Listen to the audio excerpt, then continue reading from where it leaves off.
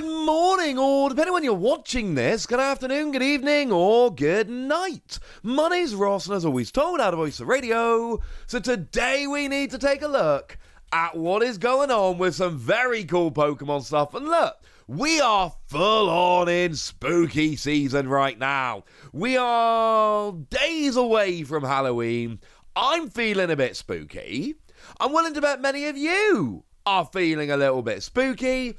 So maybe we should start off going a little bit spooky here with some really quite awesome Mimikyu products that have surfaced over in Korea. Like this playmat, for example. This one is incredibly cool. A lot of people are going to be very, very happy about this one. Now, this is one that is being released over in Korea. So yes, it is absolutely a fair point to go, hang on a second, Wassy. How are we supposed to get hold of this? And the answer is, it's not necessarily going to be the easiest, I'll be real with you. But it is over in Korea. It is findable. You'll be able to find this on eBay, secondary market, etc. And if you're a fan, it's Night Forest. But this is part of the reason why I'm not always very complimentary to the kind of stuff we see coming out from Ultra Pro. Because what we see from Ultra Pro is just, hey, it's a generic background with some stock artwork. And then we see stuff like this coming out.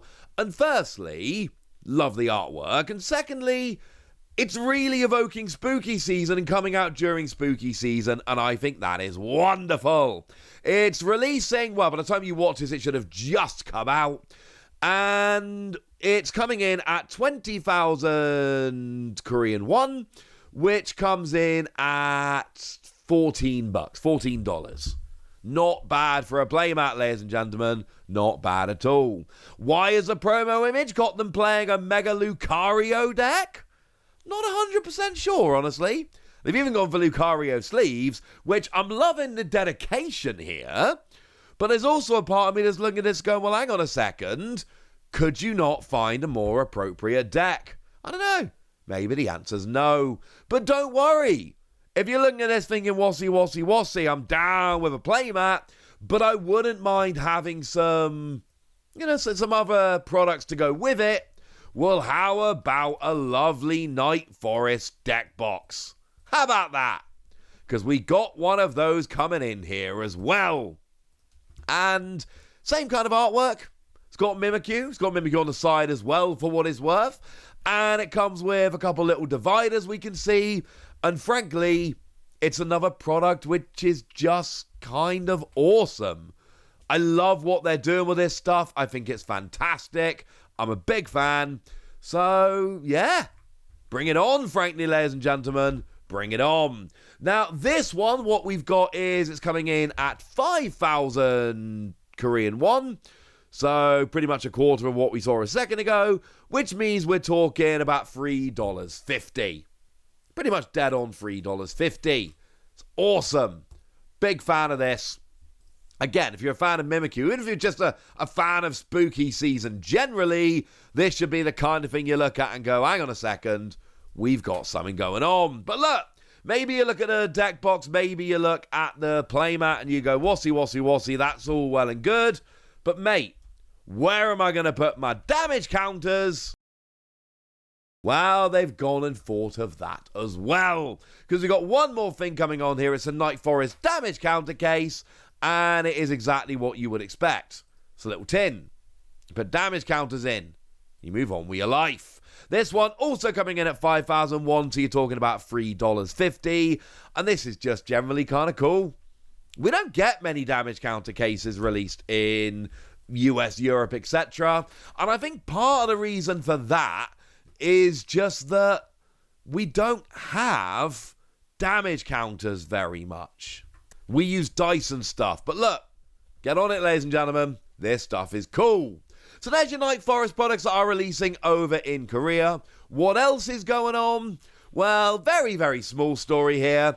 But the Korean League, this is basically where you go and play and try and earn your world invites, etc. They are giving out that lovely promo, that celebration fanfare. We've seen it before, we've talked about it before, but just while we're having a little update on what's going on in Korea, you can get this stamped with Korean League. Which, I'm putting it out there, this is a low-key, very nice stamp. Now, we're getting it with Ace Trainer on. I showed you this a little while ago. We get the... Well, what's it? The little Play Pokemon logo. There we go, with Ace Trainer written over it. Japan had it with their Championship Series written over it. Korea has it with their Korean League logo, which is kind of a top-tier logo. So yeah, it's coming out. I have little else to say about this. We've talked about this card a bunch. But look, it's coming and it's got the logo, and that's pretty cool. But while we're talking Korean League, there are some other things we need to have a chat about. Some prizes and fun stuff which is going on. Like, for instance, Shaymin. Yeah, they've got some participation gifts coming up, which are very, very, very nice indeed. Little lanyard, little deck box, and a Shaymin. How cool is that? We got a lovely little Shaymin promo. It's the one that protects your bench. It's again got that Korean League stamp on, which I'm telling you, dudes, it's a pretty top tier stamp. And I think you add all of that together, and that's kind of lovely. I think participation prize-wise, I think this is off to a pretty strong start, honestly. So yay, go team. Obviously, the Shaymin, unfortunately, not legal for tournament play outside of Korea. I apologize about that. But look, firstly, it's cool. And secondly, I kind of like when they give out promos like this, where you look at it and you're like, I could play that. Now, I'd have to go over to Korea and join in the tournament in order to play it. Okay, fine. But it's actually a playable card. It's one that people can really take advantage of, pop in their decks, prevents damage done to your bench Pokemon that don't have a rule box by attacks from your opponent's Pokemon. Add it all up. I think that's kind of lovely. Plus, we got the key art here of Mega Gardevoir, Mega Lucario, and Mega Gengar, which is... That's an interesting little, let's show the splash page properly here. This is an interesting little trio. Because obviously Gardevoir and Lucario are like the main dudes from Mega Evolution. And sure, Gengar is one of the main ones from Phantasmal Flames. But, what about Charizard? Why is Charizard not here? And the answer, I believe... The answer is essentially, well, remember, we're getting a slightly different configuration of Pokemon products being released. So, essentially, we get Mega Evolution and Phantasmal Flames, but remember, in Asian territories, they get Mega Brave and Mega Symphonia, which are your Lucario and Gardevoir sets. And then Gengar comes as its own deck. And I don't believe they've gotten round to what is Inferno X over in Japan and, the rest of Phantasmal Flames over here. And essentially, there's your answer. Have they had the Gengar deck? Yes. Have they had the Charizard set? No. And that's why we end up with Gengar on here. Just a fun little side note that actually... Gengar gets pushed up to the front, and the reason Gengar gets pushed up to the front is that they've had that as its own deck, but they've not actually had the Charizard stuff yet, which I find kind of fun. There we go. There's your explanation. Now, if you go over to the event and you start doing well, you start knocking it out of the park, you start stacking up some wins, there are some more prizes, and essentially, we've got a bunch of playmats that go up all the way to Master Champion.